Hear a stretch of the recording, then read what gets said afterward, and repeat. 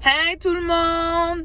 Bon, je vais vous faire une petite vidéo sur le pouce. De toute façon, j'ai décidé de commencer à faire des petites vidéos sur le pouce. Je vous ai dit, je vais être un petit peu plus lifestyle now. Et ouais, en fait, je voulais vous faire une vidéo déjà sur le Rolling Loud. Parce qu'il s'est passé beaucoup de choses pendant le Rolling Loud ce week-end. Et aussi, là, j'ai vu que Harry Fletcher, là, tout juste là, avant de commencer la vidéo, j'ai vu que Harry Fletcher était dans la sauce pour une affaire de twerk sur un gars. Donc, je vais vous parler de tout ça. Mais là, je me dis, vas-y, peut-être que je vais continuer la vidéo et faire la vidéo bien comme il faut une fois que je suis arrivée à la radio.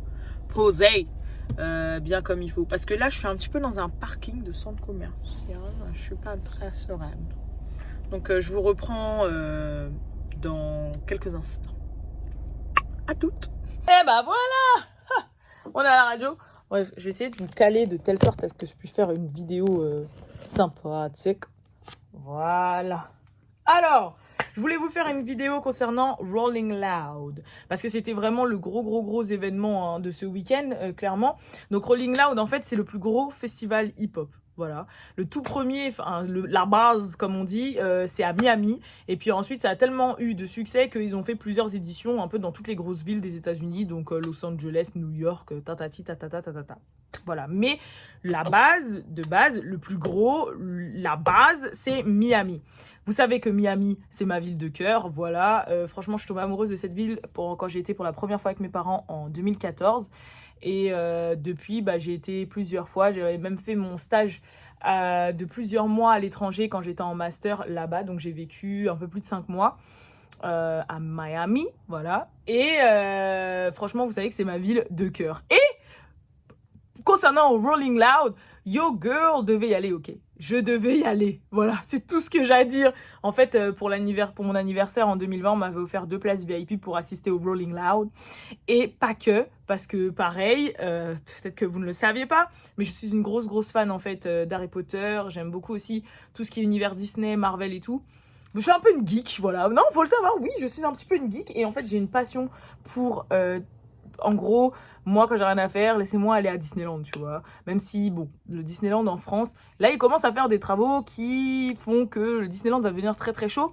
Mais pour avoir été à Disney World et avoir été à Universal Studios aux États-Unis, que ce soit celui de LA ou celui de Orlando, girl, genre c'est vraiment un truc à faire. Et du coup, je devais faire ça en fait. Je devais partir 10 jours et faire les 3 jours de Rolling Loud et ensuite partir une semaine et faire Universal Studios, Orlando et Disney World. Et ça aurait été mes best vacation ever.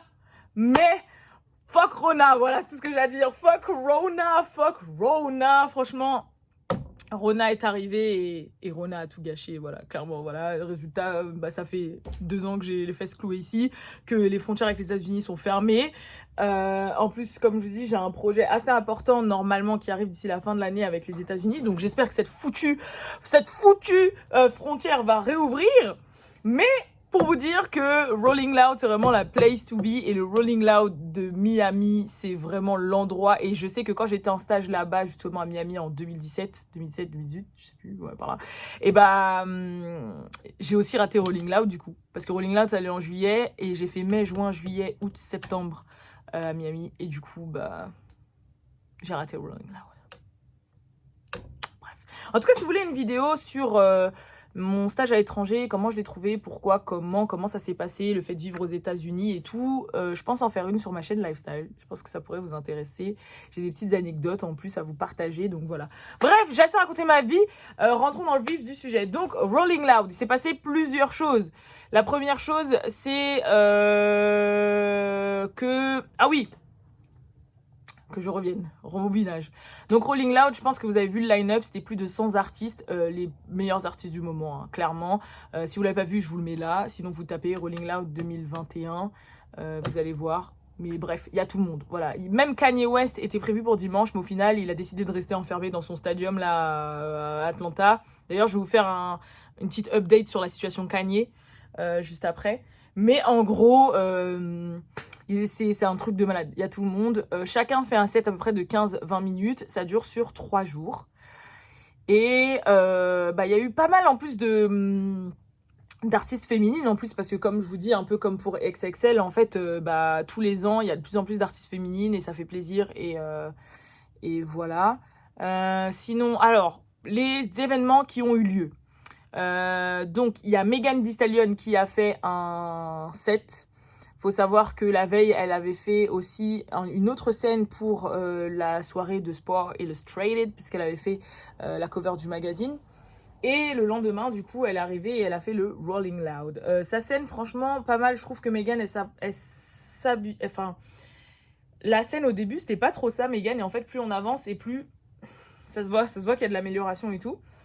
Et bon, les Barbs les Barbs ont eu un peu de mal avec Megan parce qu'en fait, elle a passé le son Hot Girl Summer et elle a coupé la partie de Nicki Minaj.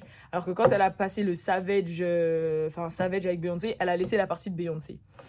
Donc les gens ont commencé à bavasser en disant ouais c'est shady, elle a coupé Nicki, nanani, nanana, il y a vraiment un bif et tout. On sait que bon, là la relation n'est pas ouf entre les deux, mais je crois que Megan elle continue de suivre Nicki si je dis pas de bêtises. Et moi, de mon point de vue, en fait, il faut savoir que c'est pas le seul couplet de quelqu'un d'autre qu'elle a coupé. Elle a coupé quasiment tous ses feats. Le seul qu'elle a laissé, c'est Beyoncé. Et en fait, elle a laissé parce que ça lui permettait de faire une transition avec un autre son. Après, ça permettait de faire la transition, je crois, parce que c'était le dernier son. Enfin, un truc comme ça. Mais en gros, le seul feat qui restait, celui de Beyoncé, mais il avait une utilité. Donc je pense pas que c'était un truc shady par rapport à Nicki Minaj ou à toutes les autres personnes à qui elle a fait un feat et auxquelles il n'y a pas eu le passage, tu vois. Mais je pense pas que ce soit ça. Mais c'est vrai que c'était beaucoup de gens. Oh my god, désolé. Je suis archi fatiguée, j'ai pas arrêté de courir cette semaine. Mais c'est vrai que voilà, il y a plein de gens sur Twitter qui ont dit ouais, Megan, nanana. Et d'autant plus qu'en fait, il y a Bia. Donc, Bia qui a fait aussi un set au Rolling Loud. Et elle, forcément, elle a passé le Whole Lot of Money, le remix. Et elle a laissé le passage de Miss Nicki Minaj. Donc, les gens ont dit, voilà, Bia, c'est une vraie, elle a laissé. Alors que Megan, elle a coupé.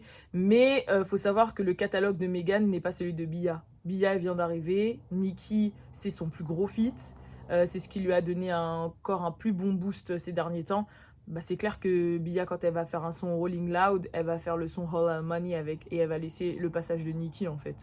Déjà, elle a le temps, parce qu'elle n'a pas un gros catalogue. Et en plus de ça, c'est une plus petite artiste, donc tu vas encore plus passer un truc qui va te donner du crédit, tu vois. Donc moi, je pense pas que ça a été un choix en mode shady. Je pense que c'était plus un choix genre j'ai 15 minutes.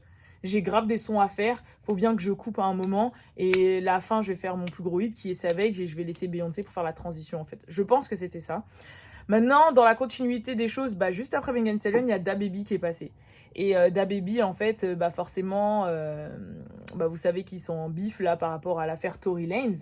Et lui, il a encore plus appuyé sur la plaie du coup parce que quand DaBaby, à chaque fois, il fait une représentation, il a toujours sa mascotte avec lui qui est un espèce de gros bébé à son effigie. Et en gros, là, il y a un moment dans la prestation où le gros bébé, il enlève sa grosse tête et c'est Tory Lanez qui est en dessous. Et donc, en fait, DaBaby a ramené Tory Lanez sur scène juste après Megan Thee Stallion. Donc, en fait, c'est clairement, il a dit, voilà, il a choisi son camp, en fait. Il a clairement choisi son camp. Je pense que son bif avec Megan Thee Stallion, voilà, ils sont en froid. Et je me rappelle déjà quand il y avait eu les BET Awards et qu'ils avaient fait une scène ensemble avec DJ Khaled, ils avaient carrément fait en sorte que le passage de Megan Thee Stallion soit séparé de celui de DaBaby, en fait. Pour vous dire à quel point je crois qu'ils s'entendent pas. Et en même temps, ça remet un petit peu de l'huile sur le feu en mode est-ce que du coup, Tory a vraiment tiré sur Megan? Parce que si DaBaby était du côté de Megan de base, et à mon avis, il a dû entendre l'histoire des deux côtés, et il a choisi le côté de Tory, vous voyez ce que je veux dire? Parce que lui, il était neutre de base, vous voyez? Et là, je me dis, c'est bizarre. Et puis, il y a plein de gens à qui je parle autour de moi qui disent au début, je croyais grave Megan, mais plus le temps passe et moins je commence à y croire. Après, il y a la team aussi, comme Kylie Jenner, vous oubliez, mais Kylie Jenner, elle est dans l'histoire. C'est possible que personne ne parle parce que les Kardashians font pression en mode, gros, en fait, voilà, armée d'avocats, machin, pas de fin de cette histoire, tout le monde a son blé et fin. Peut-être, je sais pas. Mais en tout cas, voilà. Ensuite, il y a quelqu'un qui lui a acheté une chaussure à DaBaby. Il y a un mec qui lui a acheté une salle Adidas, justement après qu'il ait révélé qui est Tory Lanez. Donc, est-ce que ces incidents sont liés? Je ne sais pas. Mais il s'est passé ça. Coi Leray, il s'est passé un truc avec Coi Leray. Elle était en TT carrément Twitter parce que elle est passée. Et en fait, les gens ont dit ouais, le set de Coi Leray, puis personne bougeait, personne ne s'ambiançait et tout, nan. Je sais pas pourquoi, mais Coi Leray a trop de haters. Moi, je la kiffe. Moi, je kiffe ce qu'elle fait. Je trouve que c'est une des celles qui se démarquent, ne serait-ce que par son flow, son style, sa musicalité, son physique, sa personnalité. Genre, vraiment, vraiment. Et après, en plus, il suffit de voir aussi la plupart des gens dans le game font des feats avec elle. Pusha T, Lil Durk, là, il y a eu FBF Pac-Man. Il y a eu, enfin bref, en tout cas, les hommes du game font des feats avec elle en fait. Donc c'est vraiment qu'elle a quelque chose, un truc, mais je sais qu'il y a plein de gens, il y en a qui supportent pas sa voix, il y en a qui supportent pas sa personnalité, il y en a, ils accrochent pas à sa musique. Moi personnellement, il y a plusieurs sons auxquels j'ai accroché avant qu'elle pète avec No More Paradise sur TikTok, hein. Bien sûr. Mais je sais pas, elle a trop de haters, et même parmi les abonnés de What's Up Girl, parce que quand je parle d'elle sur Insta, vous regardez les commentaires, il y a plein de gens qui ne valident pas Coi Leray. Alors, est-ce que vous pouvez m'expliquer pourquoi dans les commentaires, ça serait cool, à part son côté peut-être fille gâtée qui veut faire semblant qu'elle vient du ghetto, ou je sais pas trop quoi, mais je sais pas pourquoi. Après, je peux comprendre, ouais, sa voix peut être chiante quand elle fait sa baby voice, mais au même titre que Playboi Carti en fait, enfin, je sais pas. Mais bref, en tout cas, et ça fait qu'elle était en TT Twitter parce que tout le monde se foutait de sa gueule en disant personne ne sent Beyoncé. Bah là aussi, j'ai envie de redire un truc, c'est que en fait, ils ont bien pris un passage donné parce que en fait, en plus c'est trop marrant parce que ce passage-là, c'est un moment où elle se donne et là, elle donne des coups de pied et tout et t'as la foule, elle est comme ça, il y a personne qui bouge comparé aux autres artistes qu'on a pu voir qui passent et où c'est le feu complet. Mais en fait, parce que les gens, la foule, comme c'est vraiment énorme, hein, Rolling Loud, c'est presque la même foule que Coachella. Forcément, c'est sur les sons que les gens connaissent qu'ils vont s'enjailler. Donc, à la fin, elle a fait No More Parties, et là, les gens se sont enjaillés, en fait. Les gens ont vraiment crié et tout, mais forcément, les sons qu'ils connaissent pas, les gens, ils vont moins être dessus. Donc, les gens, franchement, je trouvais qu'ils ont été mauvais. Ils ont mis le passage où les gens étaient là à pas bouger, parce qu'à mon avis, ils connaissaient pas le son. Mais en tout cas, quand elle a fait Big Purr et quand elle a fait No More Parties, les gens, ils ont bougé quand même. Faut pas abuser. Bon, ils ont pas été aussi à fond que s'il y avait Kodak Black ou les City Girls, mais c'est normal parce que eux, c'est des gens de Floride, c'est des gens de Miami. Mais quand même, parce que ouais, je voulais vous dire un truc quand même. Faut savoir qu'aux États-Unis, bon, je pense que plein de gens le savent, les États-Unis, c'est tellement grand, c'est comme ça fait 7 ou 8 fois la France, je sais plus. En fait, faut savoir que juste dans ton état, tu peux être une star en fait. Et faut savoir que chaque état a sa culture, ne serait-ce que culture en général, mais culture hip-hop également en fait. Chaque état a sa culture, donc chaque état a ses classiques. Que ce soit musicalement, que ce soit au niveau des stars, etc. Que ce soit même des légendes. Chaque état peut avoir ses légendes et tout.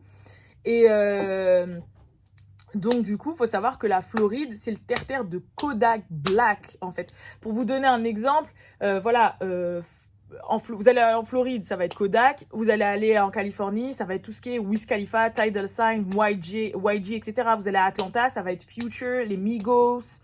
En fait, chaque état va avoir ses gros gars et carrément les gars, je vous dis un truc de merde, hein, mais par exemple, vous allez aller en Californie, vous allez aller à un festival, vous allez avoir un line-up de ouf, vous allez mettre, je sais pas moi, un mec grave connu, vous allez mettre les Migos, et en face, vous allez mettre Dom Kennedy, qui est pas trop connu, ou Wiz Khalifa, ou... je vous dis Dom Kennedy parce qu'il est pas trop connu, hein, mais ou sinon des bigs comme Wiz Khalifa ou YG.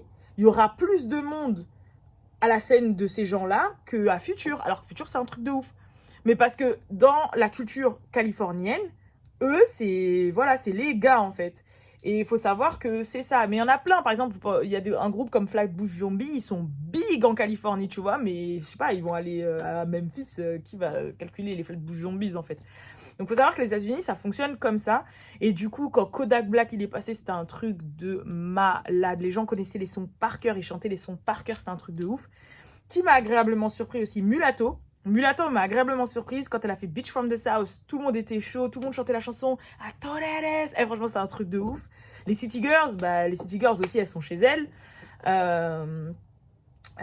Sinon, il y a eu Lakia aussi. Lakia, franchement, il y a eu vraiment pas mal de... Il y a eu Ruby Rose, enfin, il y a eu vraiment pas mal d'artistes et c'était cool. Mais ouais, Miskin, Coi Leray, je sais pas pourquoi elle a autant de haters comme ça.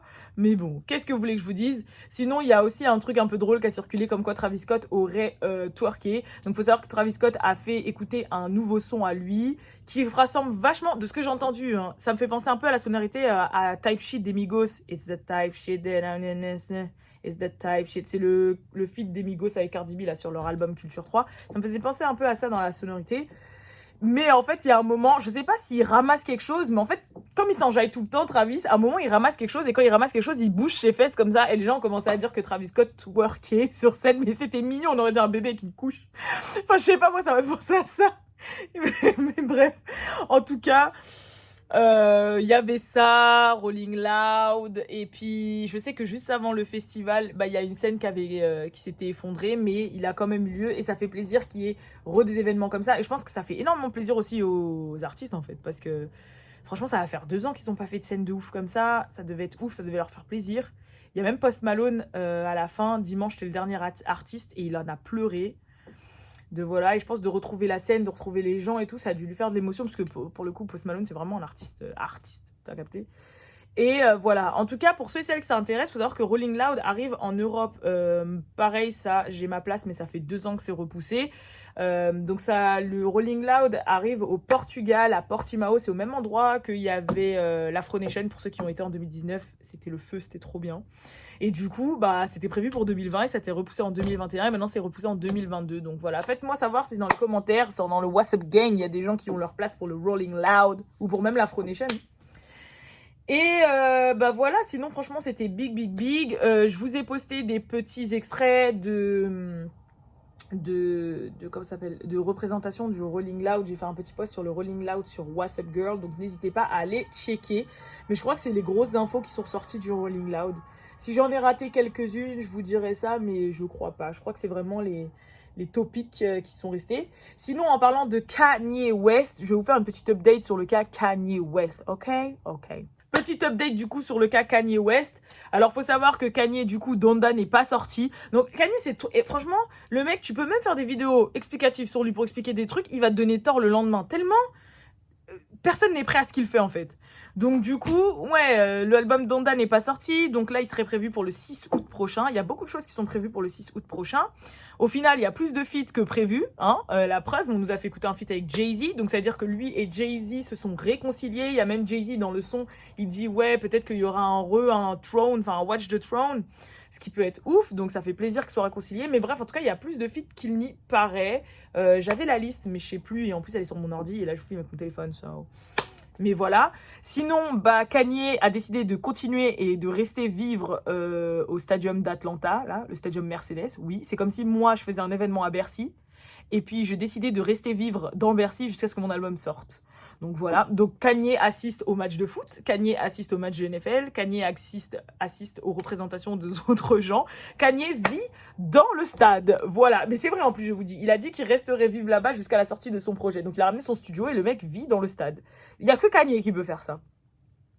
Donc voilà. Sinon, à ce qui paraît, Kanye et Drake se seraient réconciliés. Donc ça, c'est Karen Civil qui l'a fait savoir sur Twitter. Parce qu'en fait, il y avait commencé à avoir des spéculations comme quoi, au moment où Donda allait drop, comme Drake et Kanye ne s'entendent pas pour les diverses raisons que je vous ai déjà expliquées dans la vidéo précédente, et bah Drake aurait été prêt à sortir Certified Lover Boy le même jour que Kanye pour lui faire un petit peu de l'ombre et tout.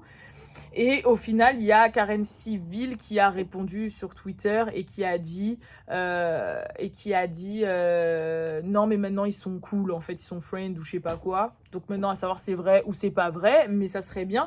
Et d'ailleurs en parlant de ça, pour revenir sur cette vidéo, j'ai parlé récemment avec une amie à moi qui est maquilleuse et qui maquille du coup les célébrités, qui a déjà maquillé beaucoup de gens qu'un comme Jada Cheese et tout, vous inquiétez pas, et le game n'a aucun secret pour elle. Et elle m'a fait tilter un truc qu'il fallait que je vous dise.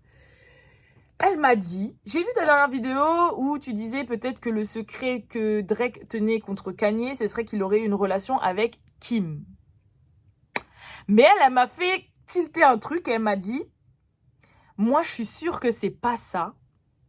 Je pense que le secret que Drake a envers Kanye, c'est la confirmation de comme quoi Kanye serait gay, en fait, ou serait bi. Et ce serait ça. Et d'où l'argument de Kanye qu'il sortait souvent. Je suis un père de famille, j'ai une femme, j'ai des enfants, s'il vous plaît, nanani, nanana. Parce qu'avec toutes les rumeurs qu'il y a déjà eu par rapport à Kanye, le délire qui est dans la mode, qu'il a une muse... bon, Virgil Abloh, il y a des grosses rumeurs comme quoi lui serait gay. De toute façon, Virgil Abloh, personnellement, même quand je l'entends parler, voilà. Et en fait, ce serait peut-être ça qui serait soit bi, soit gay, en fait, mais qu'il y aurait un délire de ça. Et j'ai pas pensé à ça. Et peut-être qu'elle a raison, peut-être que c'est ça. Après, elle m'a donné d'autres raisons, mais qui sont en interne, etc. et qui concernent sa vie, son travail et tout, donc je vais pas en parler. Mais ça tient la route, je peux vous dire que ça tient la route et que c'est possible que ce soit ça. Et que avant, du coup, à l'époque du clash avec Pusha T et même avant, peut-être que c'était pas trop bien vu, mais maintenant que la société est beaucoup plus ouverte, que Lil Nas X brise les barrières clairement, bah peut-être que voilà, là, et que les deux ont évolué, peut-être que bah voilà, là, on s'en fout un peu. Personnellement, moi, demain, Kanye, il déclare qu'il est bi ou gay, ça me fait ni chaud ni froid en fait, genre déjà parce que je suis assez ouverte d'esprit, et de deux parce que déjà, et aussi de deux parce qu'avec les Kardashians, il y a bien eu Kathleen Jenner, donc pourquoi pas Kanye bi ou gay.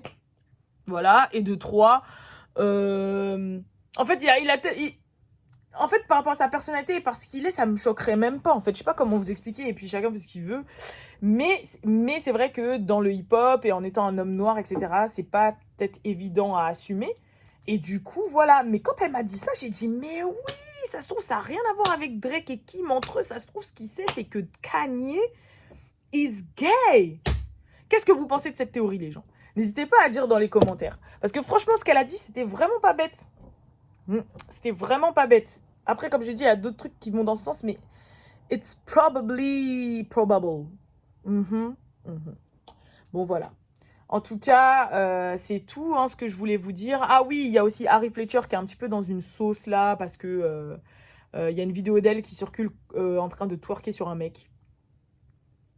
Alors qu'elle serait avec Moni Baggio, même si je crois récemment ils ont rompu, mais je crois qu'ils sont remis ensemble parce qu'ils font que ça. De toute façon, c'est ghetto love as fuck. Et en gros, pour se défendre, elle a dit non, mais le mec il est gay, donc je twerk sur lui comme je twerkerais sur mes copines. Et ça a fait énormément de polémiques parce qu'il y a des gens qui disent bah un homme reste un homme. Il y en a qui disent bah ouais, c'est bon, elle a raison. Il y en a qui disaient bah en fait gay ça veut rien dire parce que moi j'ai déjà fait ça sur un pote gay et son silili il est quand même monté parce que c'est physiologique.